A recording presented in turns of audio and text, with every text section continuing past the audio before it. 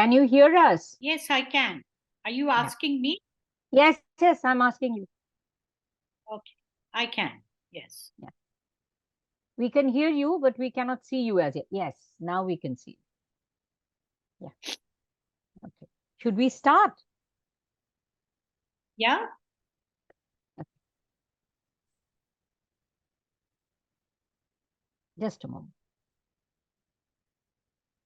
Yeah. Good afternoon. I welcome Dr. Manidipa Sen to this week-long course on Western philosophy organized by Bhaktivedanta Research Center. Dr. Sen teaches philosophy in the Department of Philosophy, the Center for Philosophy at Jawaharlal Nehru University. Her specialization is philosophy of language, philosophy of mind, philosophy of logic, epistemology, and especially problem of self-knowledge. She has many articles and books to her credit. I mention two very important ones. They are both edited volumes, and we are all using it when we are teaching self-knowledge. One is Self-Knowledge and Agency, and her book, Thinking About the World, an essay in Dairy Thoughts and Externalist-Internalist Debate. Without going into more introduction, over to you, Dr. Sen. She will be speaking on self-knowledge and agency. Thank you. Thank you so much for inviting me to give this talk on self-knowledge and agency. Am I audible to everybody? Yes, ma'am. Can you hear me? Yes, Yes, ma'am. yes, Yes, ma'am. Okay. So as you know, self-knowledge has been a concern for philosophers from the very beginning of philosophy, because philosophy starts with the inquiry concerning knowing oneself. And it is held that, in a way, knowing oneself will help us in knowing the world as well as knowing other human beings. And also to get rid of some of the beliefs and maybe wrong opinions that we have about ourselves, the world, and other human beings. So self-knowledge has been at the center stage of philosophical discussion. I am not going to talk about the way in which classical philosophers in various traditions have dealt with self-knowledge, because it is seen widely that, knowing oneself is a way of coming out of the clutches of one's own existence, as well as one's own misconception about oneself and the world. I will not talk about that here, precisely because it will take us to an area which I am actually not capable of giving you a comprehensive understanding.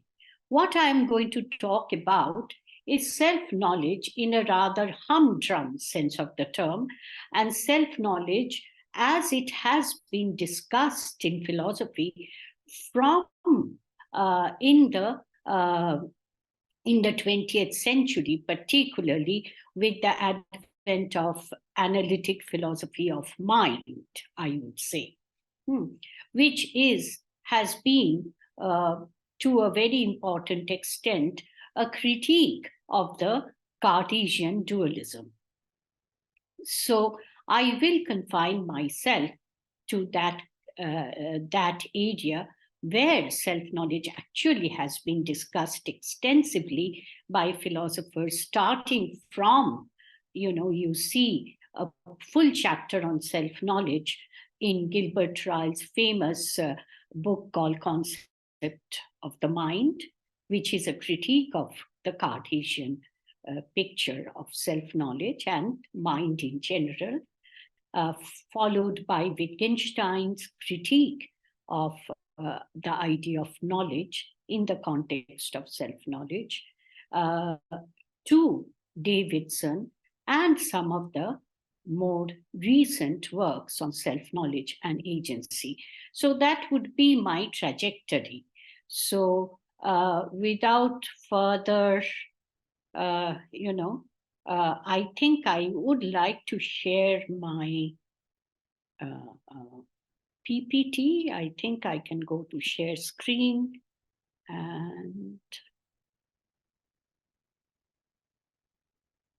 I think that should do. Yes. Can you see it? Yes, ma'am. Yeah. Is it a slideshow or is it not?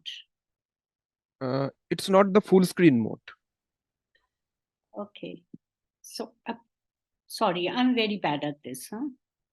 Let me see whether I can make it a slideshow. Ma'am, the option is in the right extreme, right top corner extreme. Yes, play. Yes, that one. Okay, all right. Slideshow, no? Oh, good. Thank you very much. Welcome, ma'am. Okay, so there has been two ways in which the idea of self-knowledge has been discussed, even in recent times. One is what knowledge of the self. Knowledge of the self in the sense of self being a particular kind of ontological entity, and how do we know that self? And another has been knowledge of our own mental states and processes, which are actually enshrined in what is known as I thoughts. That is, thoughts which start with the pronoun I. That is, I am in pain, I am happy, I believe that today is Thursday, so on and so forth. A question concerning self-knowledge revolves around these two broad trajectories. One is, how do I know my own specific mental states and processes? And what is the form of knowledge regarding the self as such? Now, I will actually be talking about the second kind of knowledge, that is, knowledge of our own mental states and processes. And some philosophers think that once we are able to sort out some of the difficulties in the second form of self-knowledge, we will have a clearer understanding of what the self is, or how do we know the self as an entity, as an ontological entity. So I will have a few things to say about it, maybe at the very end of my talk, but for the moment, I will be talking about knowledge of our own mental states, which are captured in such self-ascriptions as I am in pain, I am happy, I believe in God, I hope that the world becomes a better place, and so on and so forth. So questions concerning this kind of self-knowledge revolves around, can be articulated in two ways. One is it at all possible to have self-knowledge, even of the knowledge of our own mental states and processes? If it is so, how do we acquire it? This is the next question. Now, let us for the moment grant that we do have knowledge of our own mental states and processes. We always ascribe beliefs, desires, hopes, wants, wishes, etc., and also phenomenal states like pain, pleasure, fear, etc., to ourselves. So, to a certain extent, we could not have been able to do that that kind of self-ascription would have been utterly impossible if we didn't have some knowledge of ourselves. Okay, some kind of self-knowledge was in place. So let us for the moment grant that the fact that we do engage in self-ascription presupposes some form of self-knowledge. If so, what is its nature and how do we acquire such self-knowledge? This is the question that we want to address. Obviously, you will see that even in the context of this humdrum, seems to be very mundane notion of self-knowledge, not knowledge of the self as an ontological entity, or not knowledge or self-knowledge as a means to attaining a form of liberation. Even in these very humdrum cases, there is a wide range of difficulties in articulating what is this self-knowledge all about. What is it to know our own specific mental states and processes? Is it the same kind of knowledge as knowledge of particular states of affairs in the world? Is it the same kind of knowledge as particular, knowledge about other people's mental states and processes? So, how do we contrast self-knowledge with knowledge of other minds and knowledge of the external world? Or to be more specific or problematizing it more further, we can ask, is it at all possible to separate these three kinds of knowledge of ourselves, knowledge of other human beings, and knowledge of the external world? So the important question concerning self-knowledge is that importance of the question concerning self-knowledge is that this kind of knowledge is not only relevant for epistemology, not only relevant for distinguishing our knowledge of other human beings and knowledge of the external world in an epistemological sense of the term, but also because of its importance to human agency, freedom, and responsibility. Because unless we know what is going on in our own minds, we will not be able to, be an agent in the world and be a free agent in the world and be held for moral responsibility. So, human agency, in a way, presupposes some kind of knowledge of one's own mental states. Some philosophers also think that we are agents, our agency or our actions are caused by our beliefs and desires.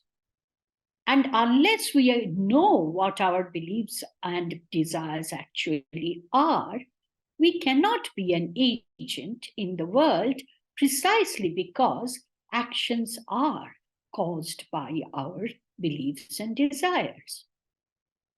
So there seems to be an intimate connection between knowing ourselves and being an agent, and being a free agent, and being a morally responsible free agent. And that is why questions concerning self-knowledge has been so important for philosophers, because of its epistemic significance as well as its significance for moral philosophy. At least since Descartes, most philosophers believed that self-knowledge is importantly different from knowledge of the world, external to ourselves, and including knowledge of other human beings. But there is little agreement, sorry, I have to go back. But there is little agreement about what precisely distinguishes self-knowledge from knowledge in the other two realms that I have been talking about from the very beginning. Partially because of this disagreement, philosophers have endorsed competing accounts of how we acquire self-knowledge. And we will try to,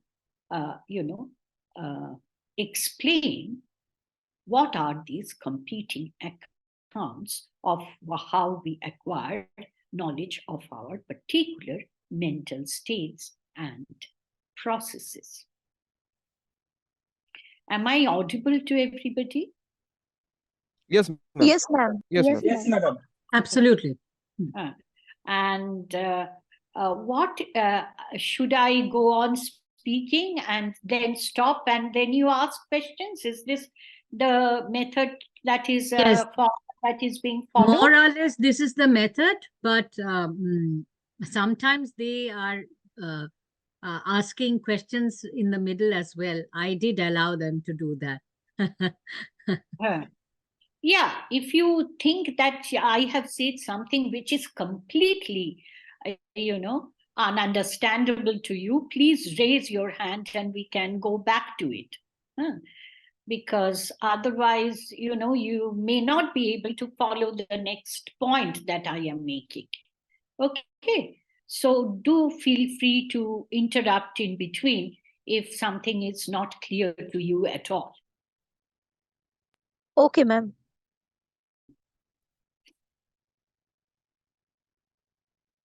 Now, very interestingly, if you look at Descartes, all our discussion in philosophy of mind actually starts with the Descartes.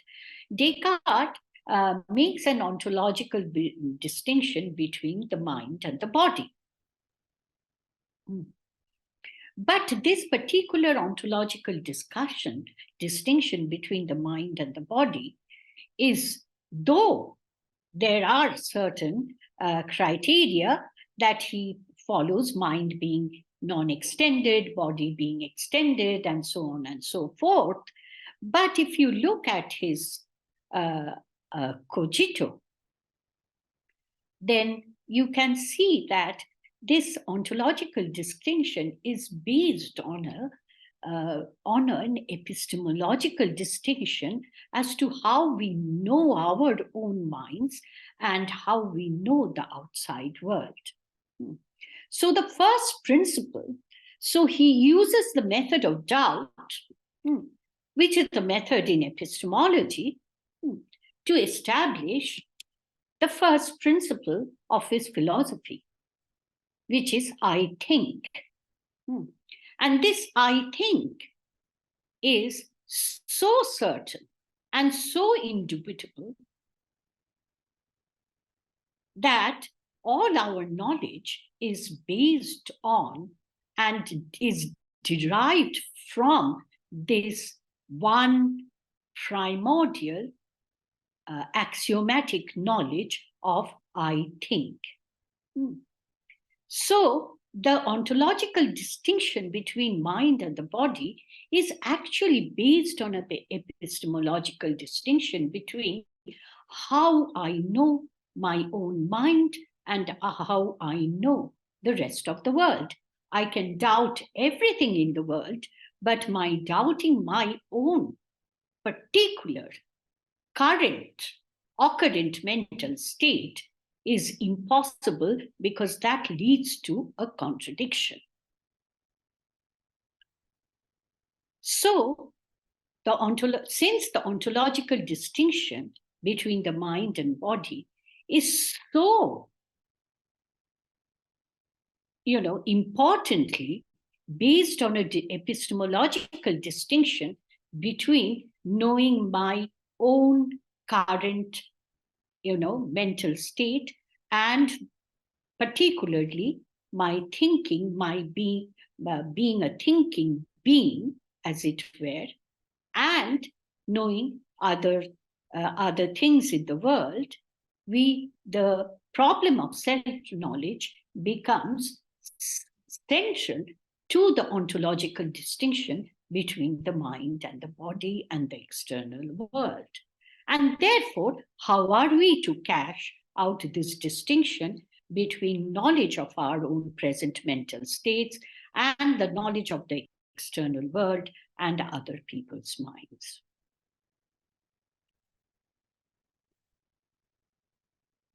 So the answer is already implied in Descartes' idea that our knowledge of cogito is certain, like no other knowledge. And further, this knowledge is certain because it is clear and distinct, which in a way is again understood in terms of the idea of self-reflexivity. That is, when I believe P, then I know that I am in the process of my having this belief. I also know that it is I who is having this belief. So if I believe that today is Thursday, I immediately know that it is I who am having this belief. So there is a clear and distinctness of self-knowledge, I thoughts, which is, enshrined in the very idea of cogito. But how are we to understand this clear and distinct knowledge of our present mental states? One can say that you should not take these two, terms very seriously. These are just a kind of metaphor to make us understand that knowing our minds is different from knowing the minds of other human beings. But I think that Descartes was actually proposing a much more important point here by using the two, adjectives of clarity and distinctness. According to many philosophers, so is it with Descartes. Our knowledge of our own minds is distinct from any other form of knowledge in a substantial sense, and therefore it is clear and distinct. The reason why these two adjectives are being used is precisely because this kind of knowledge is substantially different from any other kind of knowledge. And what is that substantial difference?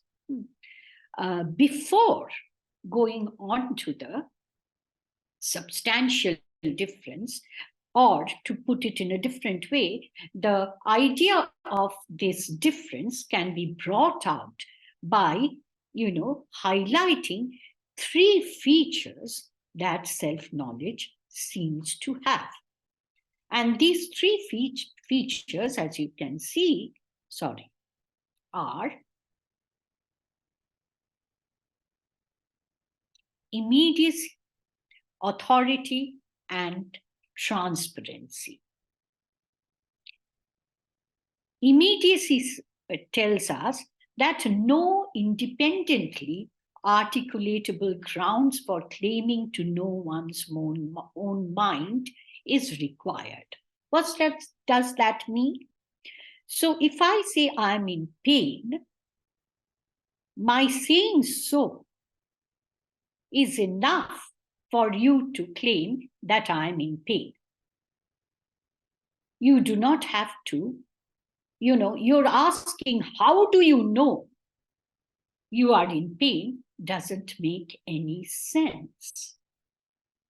So I do not have to give independently articulatable grounds for claiming to know that I am in pain. My saying so is enough. Authority means that we know the best what is going on in our minds. Nobody else actually knows better than me what is going on in our mind. Transparency means that mental states that are our own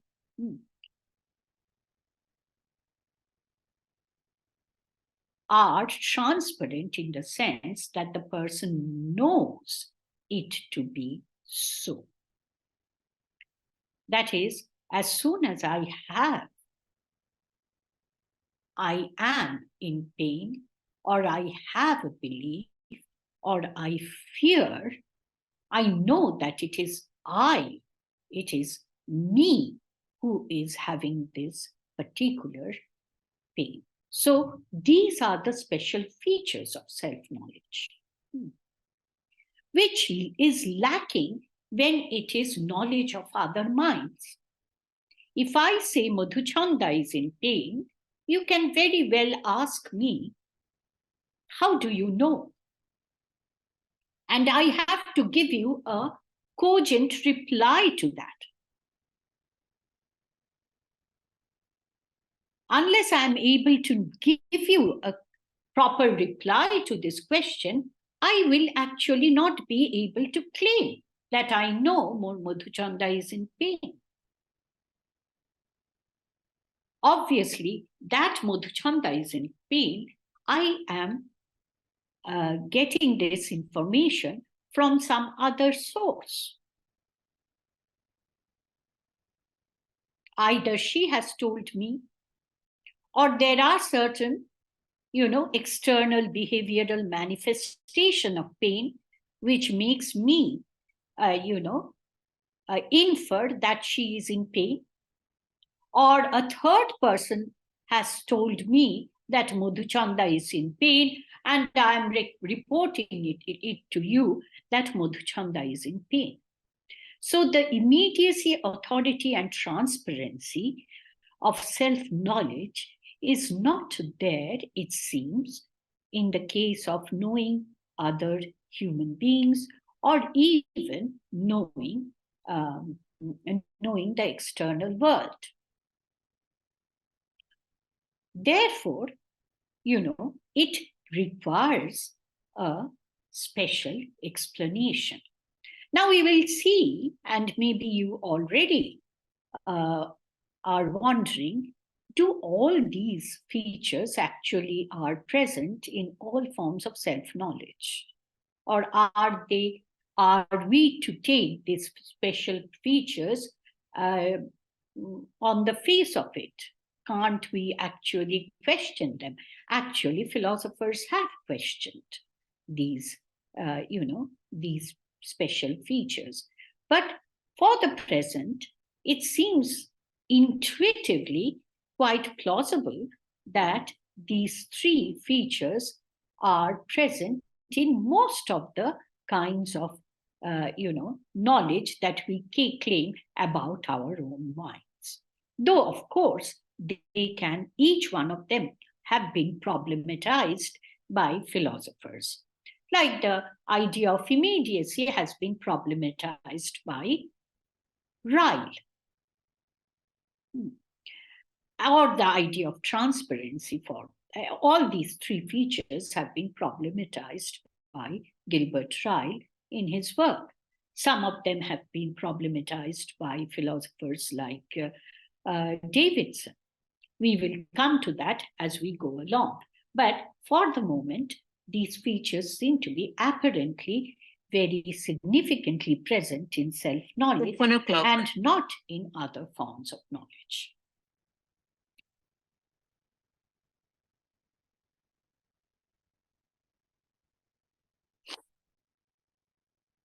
So the question that may be asked is, how is it that our knowledge of our present mental states have the following features? How are the conditions of immediacy, authority, and transparency satisfied by my saying that I am in pain at this point of time? An answer can be given by saying that I have a privileged or a special way of knowing my own mind, which is not there in knowing other people's mind. And this is known as the privileged access thesis, that I have a privileged access to my own mental life, which I don't have vis-a-vis other people's minds. And Wright and others, in their very important, edited volume called Knowing One's Own Mind, says that knowledge of sensations, emotions, and intentional states of others demands reliance upon independently articulatable grounds, considerations concerning their saying and deeds and context. By contrast, self-knowledge is characteristically immediate, authoritative, and transparent. So knowing that I'm in pain and knowing that X is pain are not of the same order. Knowing that X is pain requires reliance upon independently articulatable grounds, whereas knowing that I am in pain has an immediacy which is not present in the other case. This idea that, our self-knowledge is peculiar and special has also been brought out by many philosophers by looking at the pronoun I.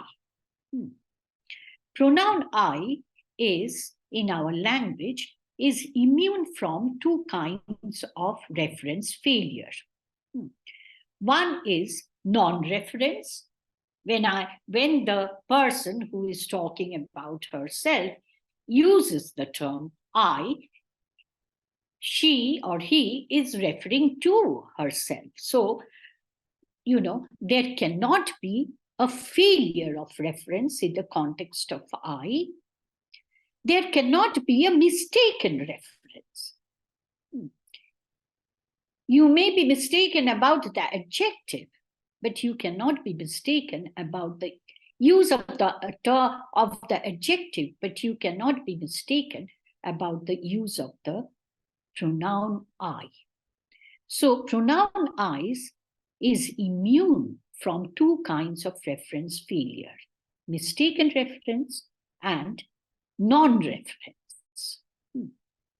I not only cannot but refer to the person who is uttering a sentence starting with it, it can never be wrong in referring to the person who utters a sentence starting with this. This has been pointed out by P.F. Strawson in a very small paper called The I and the Other, which has come out in Qasim Qassam's edited volume called Self-Knowledge. If someone has and formulates to himself or herself such a thought that I'm feeling terrible,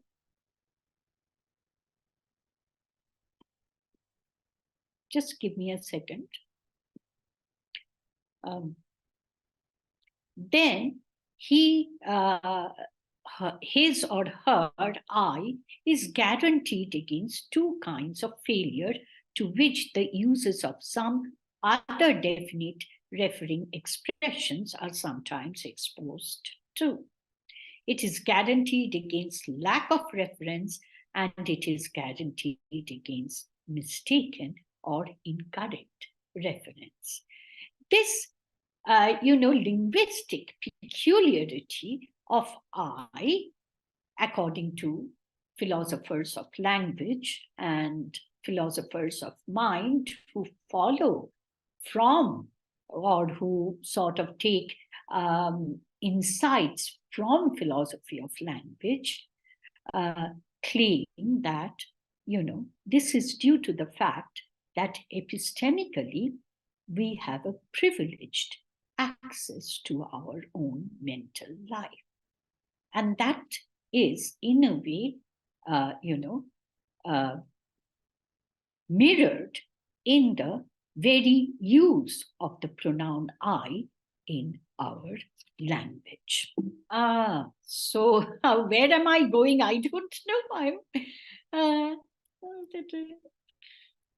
sorry. Okay.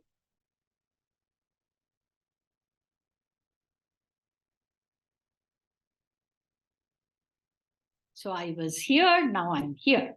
So distinctiveness of self-knowledge follows from the fact that knowledge of one's own mental state is specially secure epistemologically. So it is, indubitable, certain.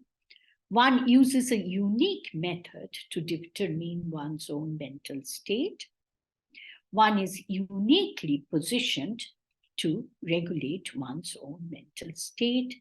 One's pronouncements about one's own mental states bears a special authority or a special presumption of truth. All these ideas I will slowly, explain to you.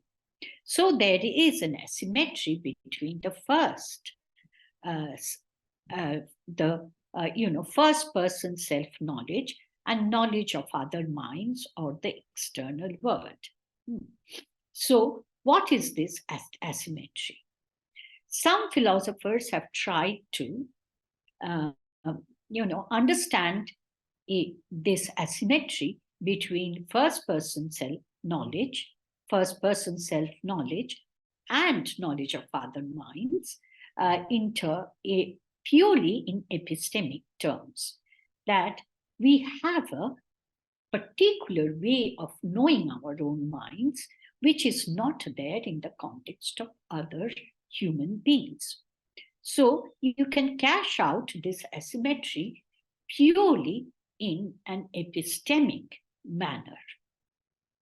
Some philosophers think that this epistemic way of cashing out the asymmetry is actually, problematic.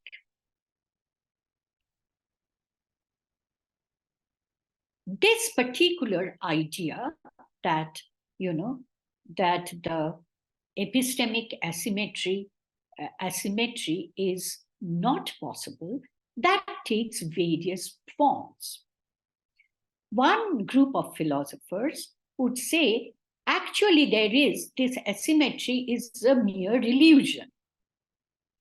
There is actually no asymmetry between self-knowledge and other forms of knowledge. Self-knowledge is on a par with knowledge of other minds and knowledge of the external world. In all these three cases, we can make mistakes, we can be wrong, and therefore, this asymmetry is a mere illusion. This is one radical stance that one can take. Another way one can say is that, there may be asymmetry, but this asymmetry cannot be actually cashed out in terms of any epistemic standards. There has to be something different. And that is because the epistemic model itself is problematic.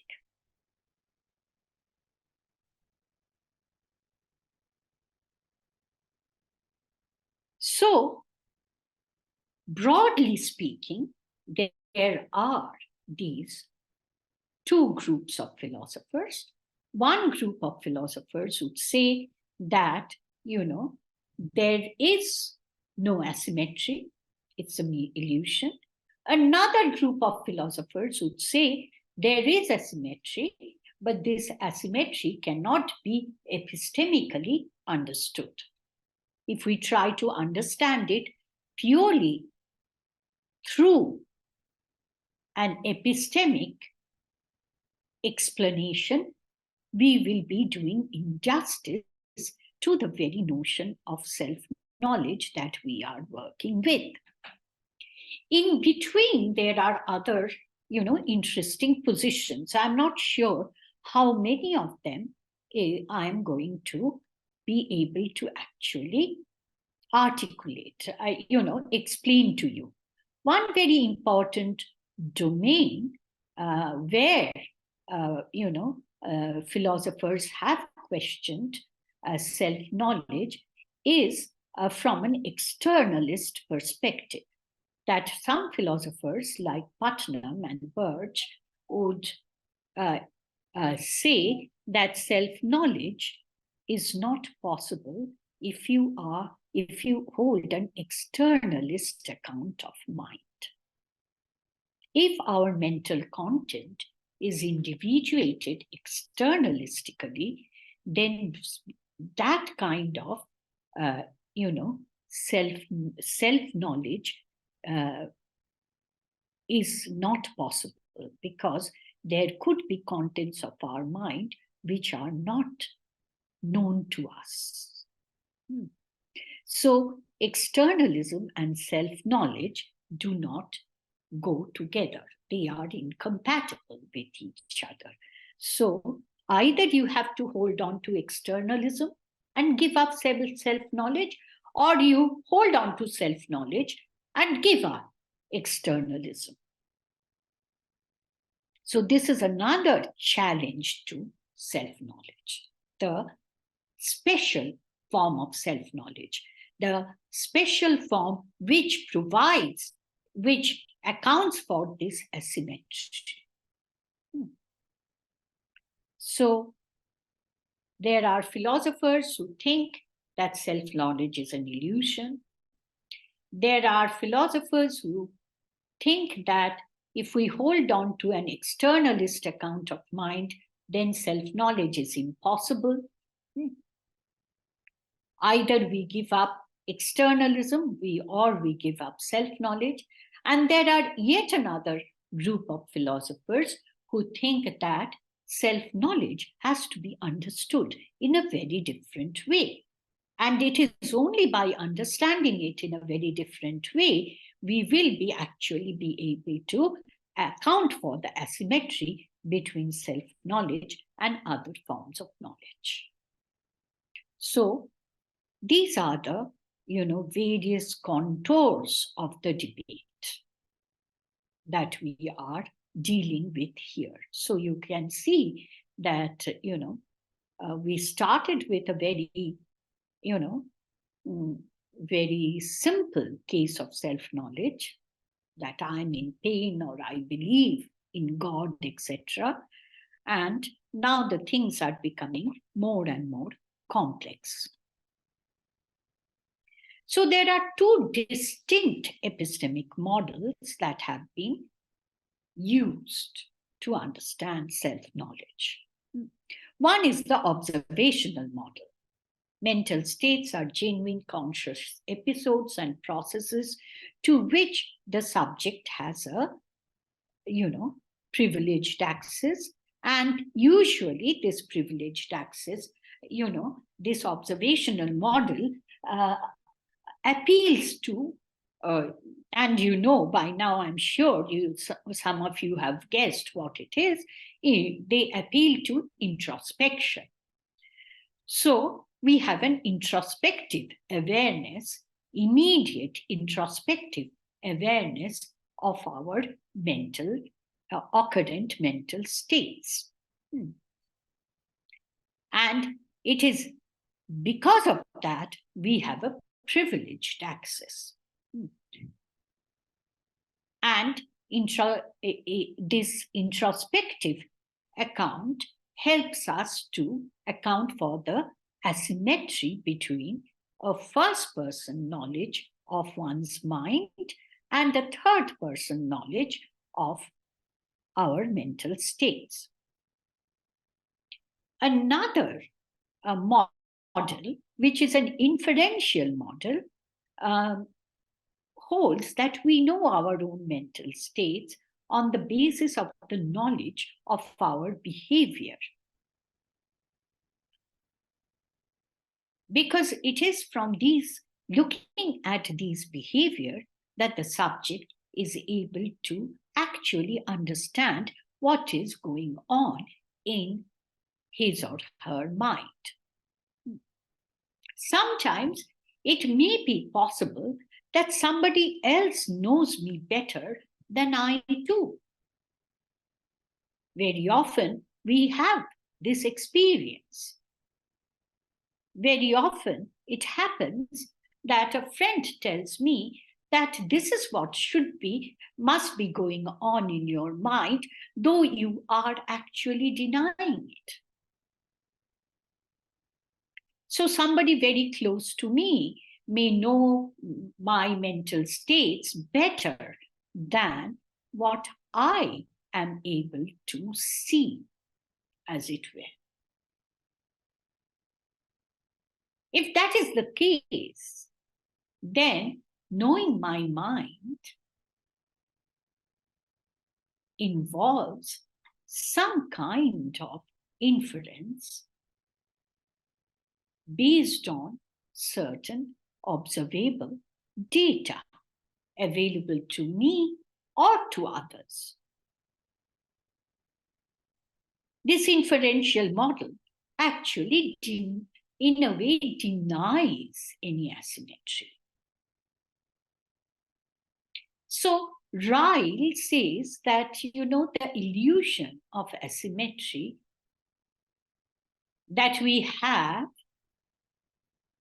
we think that we know our own minds better than anybody else, precisely because we are always present before ourselves. If somebody else was present before me the way I am, then I would have known his or her own mind, her mind as well as I know my own mind. And maybe in the context of two very close friends or very close, partners, it is possible to, know other person better than you know yourself. So knowledge of your own minds and knowledge of other human beings and minds of other human beings are, on a par with each other. It's just a matter of degree. There is no, substantive difference between knowing my mind and knowing the minds of others. So he proposes that, the idea of privileged access is, an illusion. It is our self-knowledge is continuous with knowledge of other human beings and the rest of the world.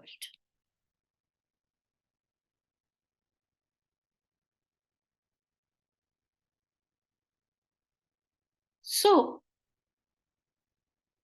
on the one hand, we have this introspection, looking inward, within, which tradition captures the traditional way of conceiving how we grasp our own mental states. On the other hand, we have the idea that, introspection actually doesn't work. And, introspection itself is problematic.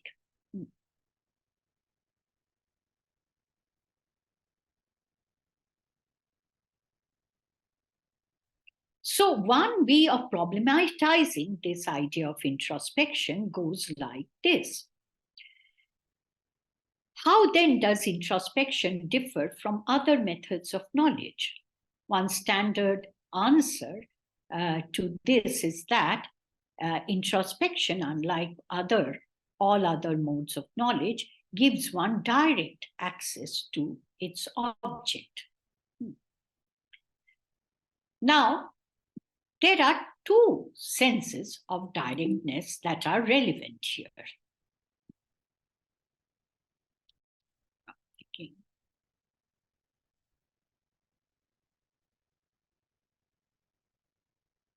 Okay.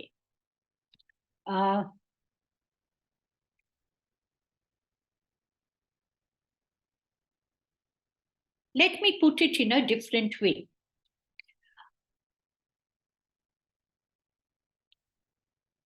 Let me try to show how the introspection, the idea of introspection, and along with that, the idea of directness is problematic. We know that there are many ways in which introspection has been questioned. So let me not go into that, but let me try to problematize it in a different way. So we started with the idea of self-knowledge. We saw that self-knowledge has an immediacy about it, which is not there in the context of other forms of knowledge. Then we wanted to explain this immediacy. We started with, the idea that this immediacy can be explained by, showing that self-knowledge, we have a privileged access to our own minds. And then we cashed out the idea of privileged access in terms of introspection.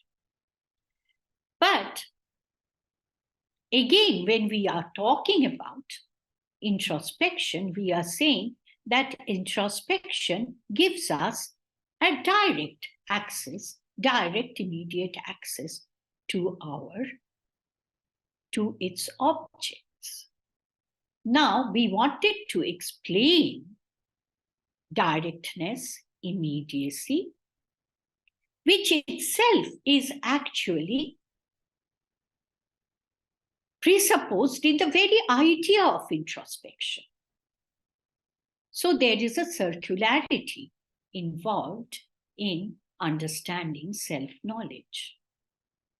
And this circularity cannot be gotten rid of if we try to understand self-knowledge in terms of introspection.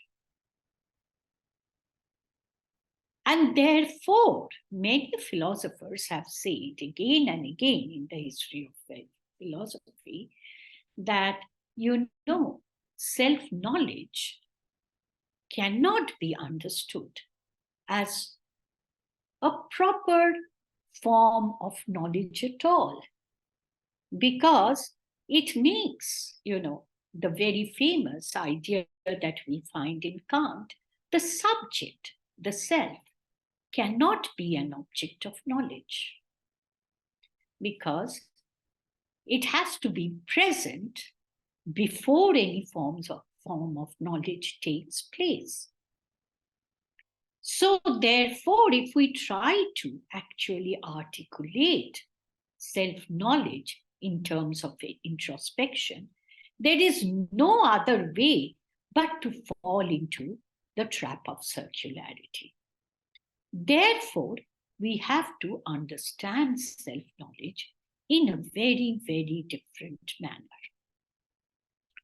Of course, we can go the Rillian way and say that self-knowledge actually is no different from any other kind of knowledge.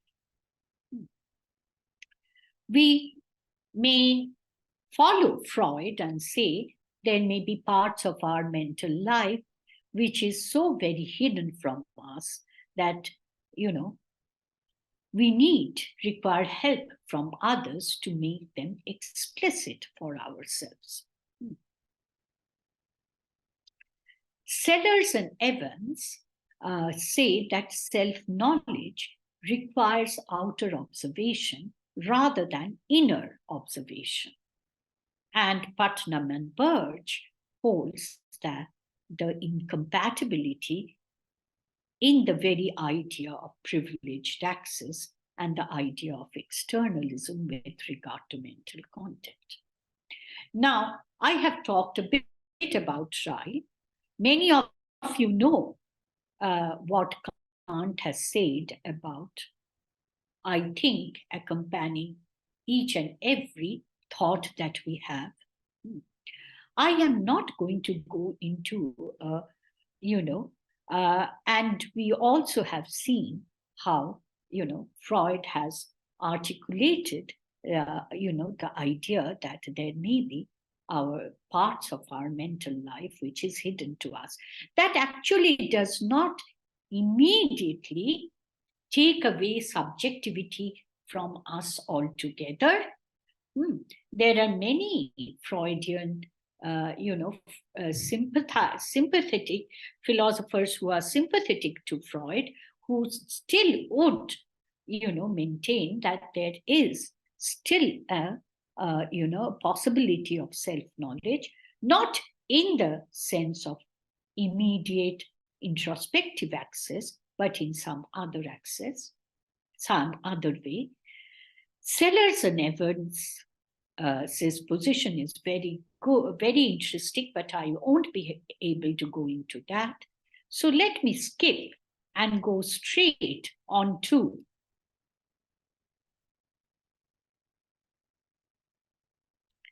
this part, that looking beyond the epistemic model.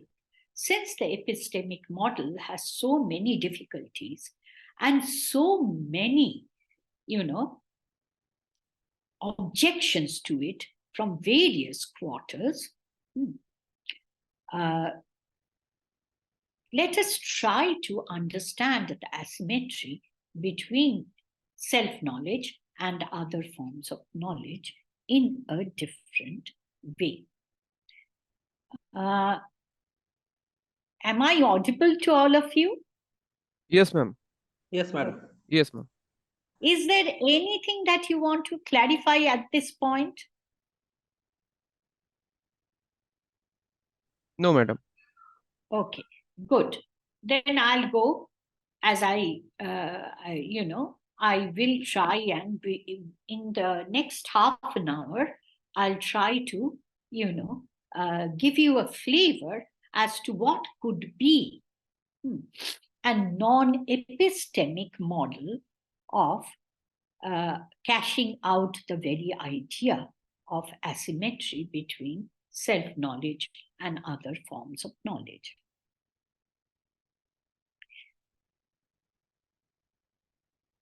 When we take self-knowledge to be, a very special kind of knowledge, where we have a privileged access to our own mind, there are two assumptions that we make. One is that self-knowledge is an epistemic achievement. That is, when we know our own minds, we know some important facts about ourselves which were unknown to us.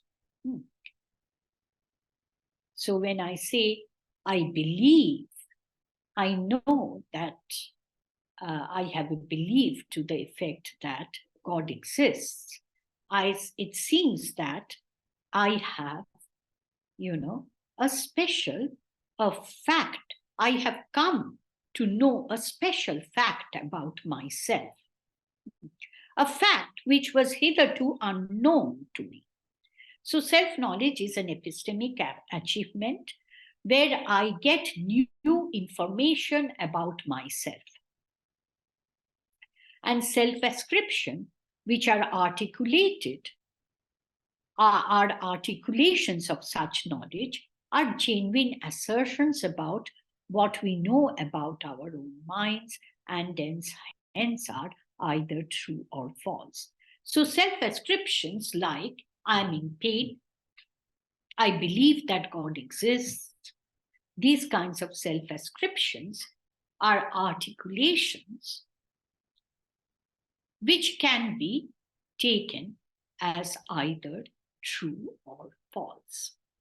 Both these assumptions have been, questioned by philosophers. Self-knowledge is not an epistemic achievement where something unknown about me is known to me through a special manner. Self-ascriptions are not descriptions of our mental states that can be either true or false. Wittgenstein, as you may know, thinks that I am in pain is not really a description of a state of affairs that I am in. You know that he has an argument against the idea that self-ascriptions are reports of private inner states. And this argument is based on a critique of the argument against private ostension. That if I want to point inwards and say, I am in pain, the word pain in my language seems to be referring to something inside me. And this idea of private ostension cannot take off the ground at all for Wittgenstein. His famous, passage where he talks about the beetle in the box is a critique of this very idea of private ostension. If you remember, do you remember the beetle in the box example in Wittgenstein? Who remembers it? Ma'am, I read about it, but right now can't probably remember it. If you please tell us about it a little bit, Okay. then it better. Of course, I'll tell you about it. But I was thinking that somebody may be able to recall. So, what does it say? The scenario is that each one of you, suppose there are 3 persons in the room, is given a box. And is told that there is beetle in the box. They have never seen a beetle before. Okay.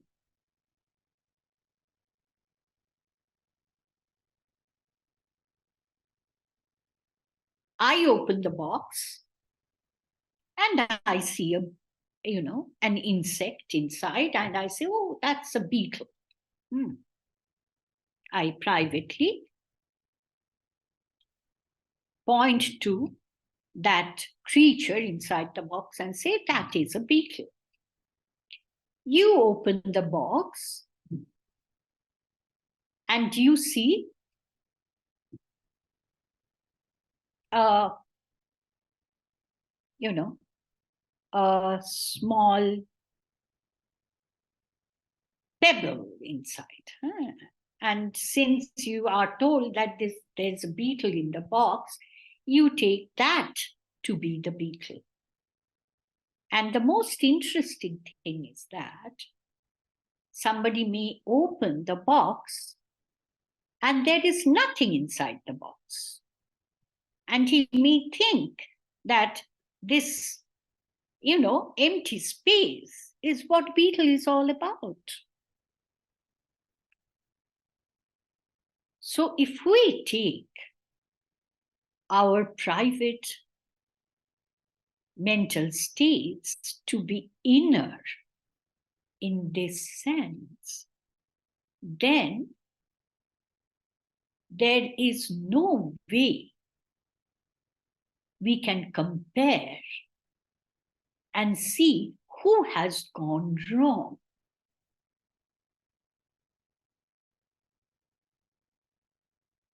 If our mind is like a box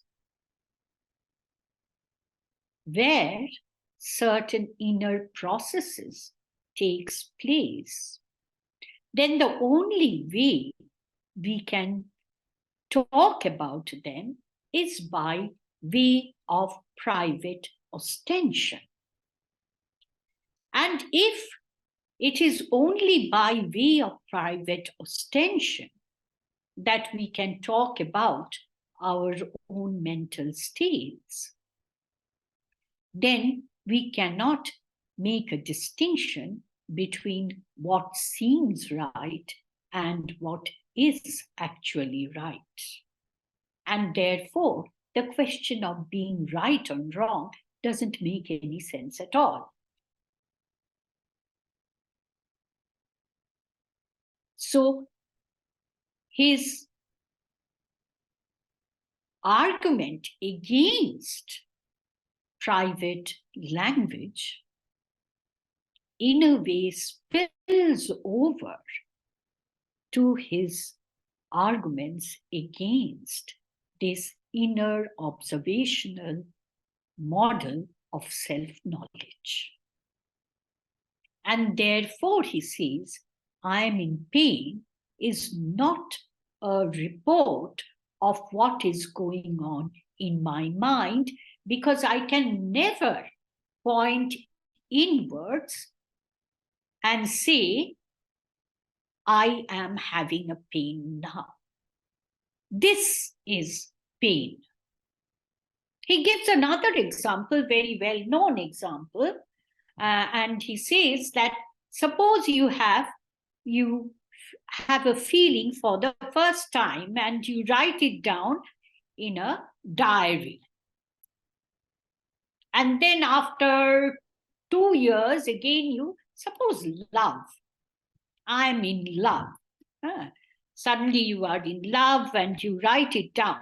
The first time you are in love in your diary. And then after many years, again you are in love, 2-3 years later, and you write down, oh, I'm in love again. And you are supposed to compare this. What do you compare with?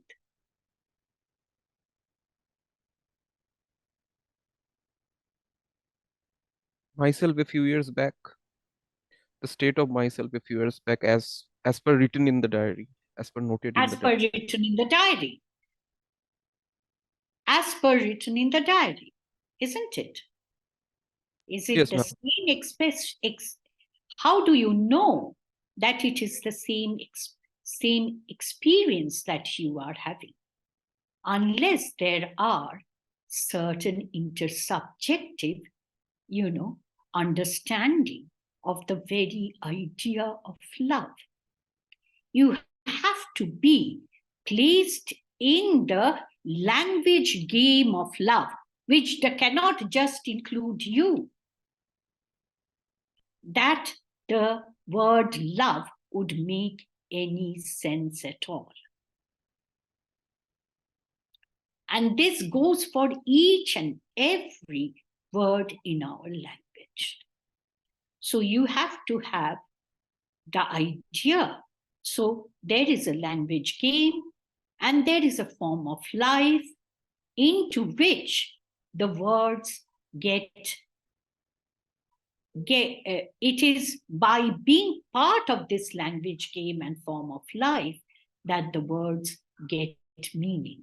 not in terms of our private use of the word love. Because then, if somebody comes and says, what you are experiencing is not really really love.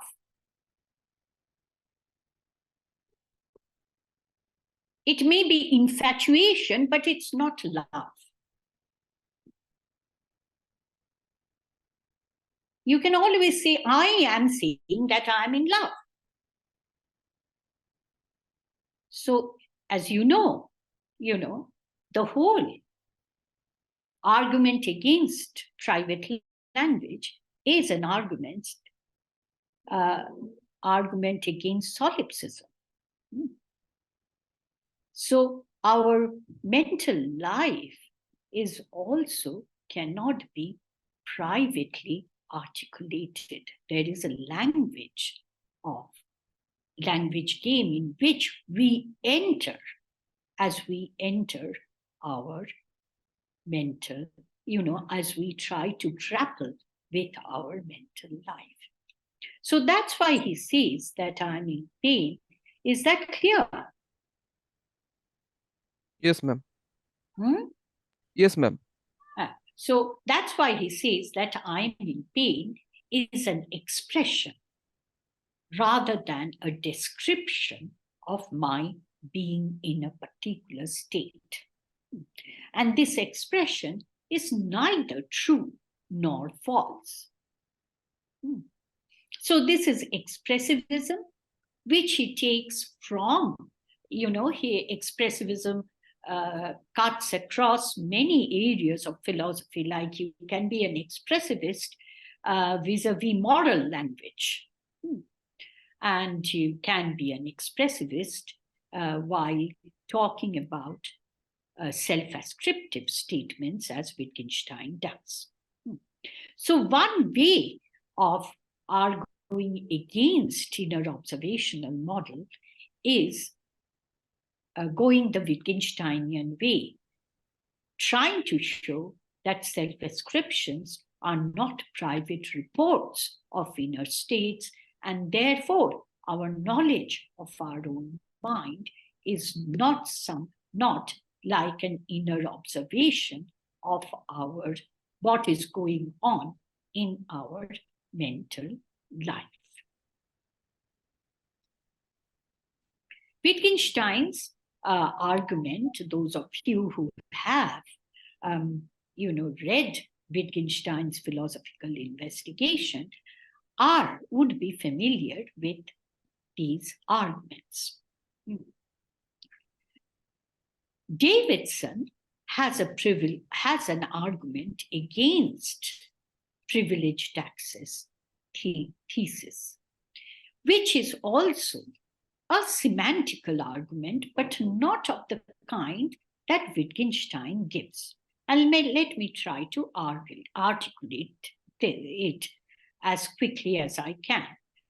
The problem with understanding the idea of privileged access arises because of a faulty picture of a mind, a picture where beliefs about the contents of our own mental states are taken to be based on inward glimpses of those states or on a grasping of particular entities. So Davidson says that beliefs, the contents of beliefs cannot be grasped by looking inwardly into our mind. The idea of what constitutes, Davidson is not against the idea of the asymmetry between the first person and the third person ascriptions of mental states. The idea of what constitutes privileged access may be understood by comparing knowledge of our own minds with that of imaging. Suppose I am asked to form an image of my grandmother, and then asked, how do you know that the image is of your grandmother? Obviously, the question is ill-conceived. It is not that you cannot be wrong about what it is that you are imagining, but still it is your imagining. I must state